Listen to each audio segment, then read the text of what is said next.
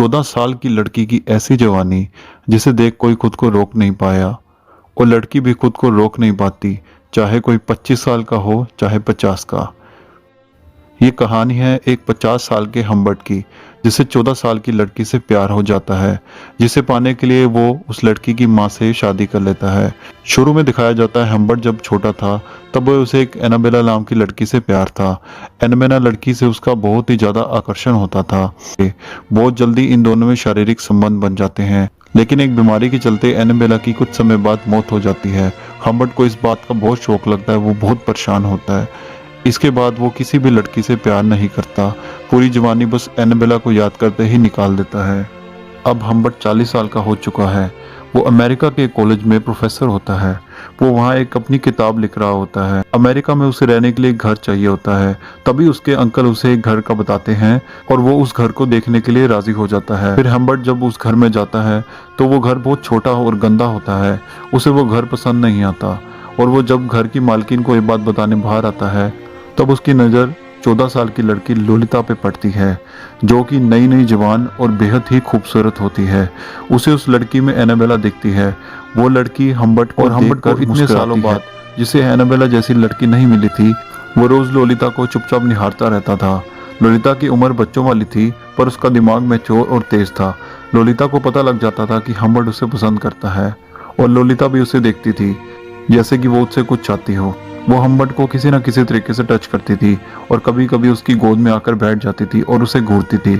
Lolita की माँ भी हम्बर्ट को चाहने लगी। लोलिता की माँ लोलिता को किसी ट्रिप पर भेजने की बात कर रही होती है। हम्बर्ट ये जानकर बहुत दुखी हो जाता है। जिस दिन उसकी माँ लोलिता को सुबह सुबह भेज रही होती है, उस दिन हम्बर्ट उठने में देर कर देता है और एकदम से विंडो के पास जाता है और लोलिता को जाते हुए देखता है। लोलिता भी उसे देख लेती है और लोलिता भागती हुई ऊपर आती है और हम्बर्ट की गोद में चढ़कर उसे जोर से किस करने लगती है और फिर चली जाती है। हम्बर्ट को ये सीन बार बार आंखों में आता है और वो लोलिता को याद करने लगता है। लोलिता की माँ हम्बर्ट को शादी के लिए प्रपोज कर देती है और हम्बर्ट के पास इससे अच्छा मौका नहीं था यहाँ रुकने का। लोलिता की माँ हम्बर्ट से शारीरिक संबंध बनाने की कोशिश करती है, पर हम्बर्ट उसे नींद की गोली देकर सुला देता है और वो लोलिता के आने का इंतजार कर रहा होता है। और उसी दिन लोलिता की माँ हम्बर्ट की एक बुक रीड कर लेती है, जिसमें हम्बर्ट ने लोलिता के बारे में अपनी सारी फीलिंग्स लिखी थी और लोलिता की माँ को उसकी फीलिंग्स पता लग जाती हैं। वो हम्बर्ट को बहुत बुरा कहती है, लड़ाई करती है और उस दिन वो घर से बाहर चली जाती है, लेकिन बाहर जाते ही उसका एक्सीडेंट हो जाता है और वो मर जाती है। ये बात हम्बर्ट लोलिता को नहीं बताता है और हम्बर्ट मन में सोचता है कि वो लोलिता के साथ आज़ाद है। वो लोलिता को लेने उसके कैंप चला जाता है, जहाँ वो लोलिता की मासूमियत को देखकर उसे लोलिता पर और भी ज़्यादा प्यार आ जाता है। जब वो वापस आ रहे होते हैं, लोलिता उसे कार में पूछती है कि तुम तो मेरा बिल्कुल भी ख्याल नहीं रखते, तुमने तो मुझे किस भी नहीं दिया। हम्बर्ट लोलिता की ये बात सुनकर चौंक जाता है और हम्बर्ट का दिल तेज धड़कने लगता है। लोलिता हम्बर्ट के पास आती है, तभी हम्बर्ट गाड़ी साइड में लगा लेता है और वो एकदम से बहुत जोर से एक दूसरे को किस करने लग जाते हैं। फिर हम्बर्ट लोलिता को बताता है कि आज रात हम एक होटल में ही यहीं रुकने वाले हैं, जहाँ लोलिता की मुलाकात क्लीवर नाम के आदमी से होती है। क्लीवर बहुत ही हैंडसम और जवान होता है। लोलिता उसे देखते ही उसकी ओर आकर्षित हो जाती है। हम्बर्ट भी उसे मिलता है और वो उसकी बीवी की मौत की तहकीकात कर रहा होता है। होटल में दोनों की रात को रोमांटिक रिलेशन शुरू हो जाते हैं और वो एक दूसरे के साथ सेक्सुअल हो जाते हैं। अगले दिन हम्बर्ट लोलिता को उसकी माँ की मौत की खबर दे देता है और वो इस बात से बहुत रोती है। और कुछ दिन बाद हम्बर्ट लोलिता को लेकर घूमने के लिए निकल जाता है। वो दोनों कई होटल में रुकते हैं और बहुत इंजॉय करते हैं। फिर कुछ दिन बाद वो घर आ जाते हैं, पर लोलिता हम्बर्ट को बार बार सेक्सुअल रिलेशन के लिए आकर्षित करती रहती है। हम्बर्ट खुद को रोक नहीं पाता। एक दिन लोलिता के कॉलेज में ड्रामा होता है। हम्बर्ट भी वहाँ आता है। वहाँ लोलिता उसे बताती है कि सारा ड्रामा क्लियर ने लिखा है और पहचान जाता है कि ये वही जासूस है। और फिर हम्बर्ट लोलिता के लिए परेशान रहता है और लोलिता की बहुत ज्यादा केयर करने लग जाता है और इसी बीच इनका रोमांस कम हो जाता है। एक दिन हम्बर्ट लोलिता को किसी से बात करते हुए देख लेता है, पर लोलिता तुरंत फोन काटकर चली जाती है। फिर वो दोनों घूमते हुए एक गैस स्टेशन आते हैं। हम्बर्ट अंदर कुछ सामान ले रहा होता है, तब लोलिता बाहर किसी से बात कर रही होती है। जब हम्बर्ट बाहर आता है तो वो आदमी जा चुका होता है। फिर वो दोनों होटल में आते हैं और हम्बर्ट किसी काम से बाहर जाता है। हम्बर्ट जब वापस घर आता है तो वो देखता है कि लोलिता के पैर गंदे होते हैं और उसकी लिपस्टिक खराब होती है। हम्बर्ट ये चीज़ देखकर परेशान हो जाता है। वो लोलिता से पूछता है, पर लोलिता उसे कुछ नहीं बताती और उसी रात ललिता की तबीयत अचानक से खराब हो जाती है। हम्बर्ट उसे पास के एक हॉस्पिटल में एडमिट करवा देता है, जहां डॉक्टर बताते हैं कि ललिता को वायरल फीवर है और उसे उसी रात वहीं रुकना होगा। हम्बर्ट ललिता को वहां छोड़कर होटल में आ जाता है। जब वो सुबह उठता है तो ललिता का पता करने के लिए वो सुबह हॉस्पिटल में फ़ोन करता है, बट हॉस्पिटल वाले बताते हैं कि ललिता तो बिल्कुल ठीक हो गई थी और उसे उसके अंकल आकर ले गए। हम्बर्ट ये बात सुनकर बहुत परेशान हो जाता है और वो बहुत जल्दी से हॉस्पिटल आता है और वो सबसे पूछता है ललिता कहाँ है, पर उसे ललिता का कुछ पता नहीं लगता। वो ललिता को हर जगह ढूंढता है पर उसे ललिता नहीं मिलती। बीमारी तो एक बहाना था, ये क्लियर और ललिता का वहां से भागने का प्लान था जो हम्बर्ट को पता नहीं लगा। पर हम्बर्ट को ललिता कभी नहीं मिलती, वो उसे ढूंढते ढूंढते थक जाता है और फिर कहानी 3 साल आगे चली जाती है। 3 साल बीत जाते हैं।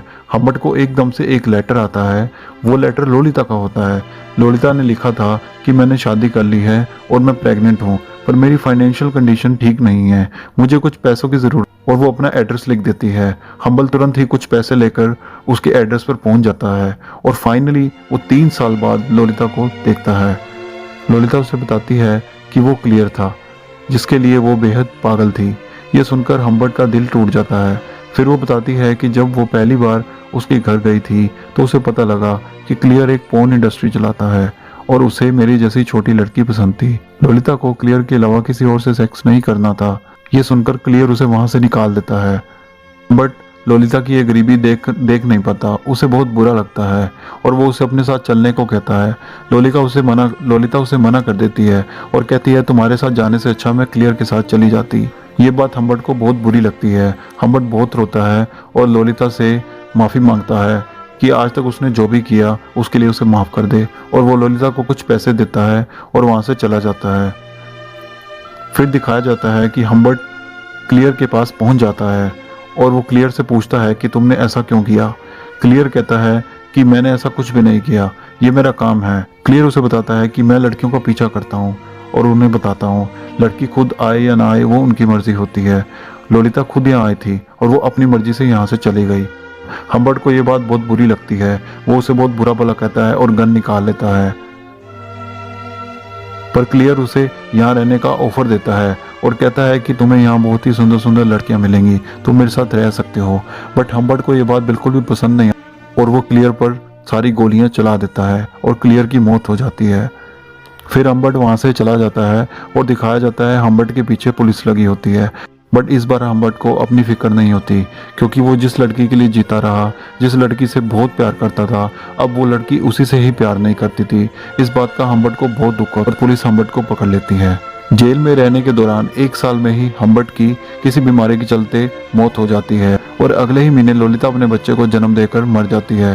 तो दोस्तों ये थी कहानी मूवी ललिता की, जिसमें बताया गया है कि बुरे काम का नतीजा बुरा ही होता है और किसी से भी गैर संबंध नहीं बनाने चाहिए। उम्मीद है आपको ये वीडियो अच्छी लगी होगी। अगर हाँ तो प्लीज़ चैनल को सब्सक्राइब कीजिए ताकि इसी तरह और भी इंटरेस्टेड वीडियो आपको मिलती रहें।